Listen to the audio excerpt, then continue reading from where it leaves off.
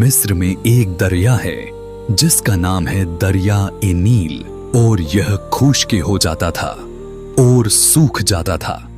मिस्र में जमाना ए जाहिलियत से यह दस्तूर और रिवाज चला आ रहा था कि जब भी दरिया ए नील ठहर जाता और खुश्क हो जाता तो एक हसीन और खूबसूरत लड़की को कत्ल करके दरिया के हवाला कर दिया जाता। जब किसी लड़की का खून दरिया ए नील में गिरता तो दरिया ए नील फिर हस्बे मामूल चल पड़ता। हजरत उमर रजी अल्लाहु अन्हु के दौरे खिलाफत में जब मिस्र फतह हुआ और हजरत अम्र इब्ने आस वहां के गवर्नर मुकर्रर हुए तो उस वक्त भी हस्बे मामूल दरिया ए नील की रवानी खत्म हो गई और वह ठहर गया। उस मौके पर हजरत अम्र इब्ने आस से लोगों ने इस दस्तूर का जिक्र करके इसके मुताबिक अमल की इजाजत चाही। हजरत अम्र इब्ने आस ने फरमाया कि यह जाहिलियत की रस्म है, हम ऐसा नहीं करेंगे।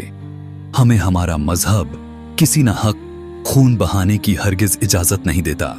पहले तो मैं इस बारे में अमीरुल मोमिनीन हजरत उमर रजी अल्लाहु अन्हु से मशवरा करूंगा।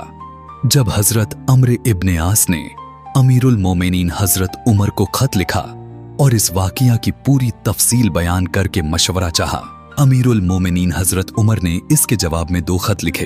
एक खत दरिया ए नील को लिखा और एक खत गवर्नर मिस्र को लिखा और रवाना कर दिया।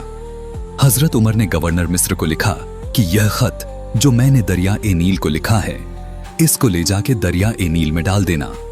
और दरिया ए नील को लिखा, ए दरिया ए नील, क्या तू अपनी मर्जी से चलता है या फिर अल्लाह के हुक्म से चलता है?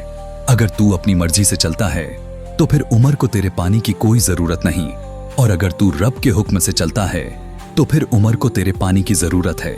जैसे ही मिस्र के गवर्नर ने इस खत को दरिया ए नील में ले जाके डाला, दरिया ऐसा जारी हो गया कि आज 14 सदियां गुजर गईं, कभी भी दरिया ए नील खुश्क नहीं हुआ। गोया ऐसा लगता है कि आज भी हजरत उमर के खत का असर जारी है, क्योंकि सालों तक मिस्र में बारिश नहीं होती, हर जगह सूखा पड़ जाता है, खुश्क हो जाता है। लेकिन दरिया ए नील कभी खुश्क नहीं होता, इसमें हमेशा पानी रहता है।